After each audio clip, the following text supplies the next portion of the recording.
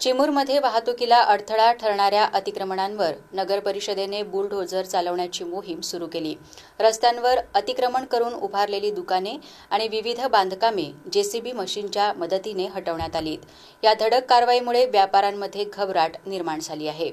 नगर परिषदेअंतर्गत चिमूर शहरातून जाणारे राष्ट्रीय महामार्ग आणि मुख्य बाजारपेठेतील रस्त्यांवर अनेक लहान मोठ्या व्यावसायिकांनी अतिक्रमण केल्यामुळे वाहतूक कोंडी होत होती।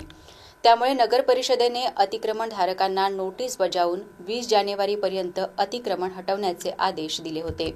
निर्धारित वेळेत अतिक्रमण न काढणाऱ्यांवर कारवाई करण्याचा इशारा देण्यात आला होता, परंतु काही अतिक्रमणधारकांनी आपले अतिक्रमण न काढल्याने आज सोमवारी नगर परिषदेने राष्ट्रीय महामार्गावरील फुटपाथ, डोंगरगाव चौक, यावले चौक, नेहरू चौक या मार्गावरील लहान मोठ्या दुकानदारांची अतिक्रमण काढण्यात आली।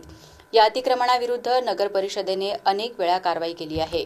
असे असूनही हातगाडी विक्रेते, फळभाजी विक्रेते, हॉटेल्स आणि इतर साहित्य विक्रेत्यांनी शेड बांधले आहेत।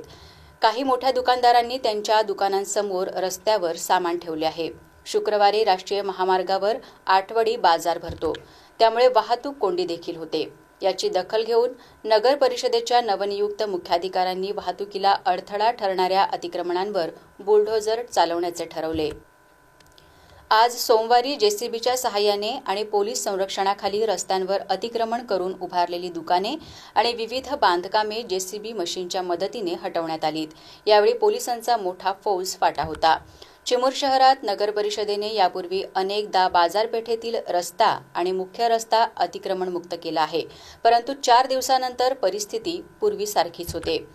त्यामुळे यावेळी सुद्धा अशाच पद्धतीने कारवाई होईल अशी चर्चा नागरिकांमध्ये सुरू होती।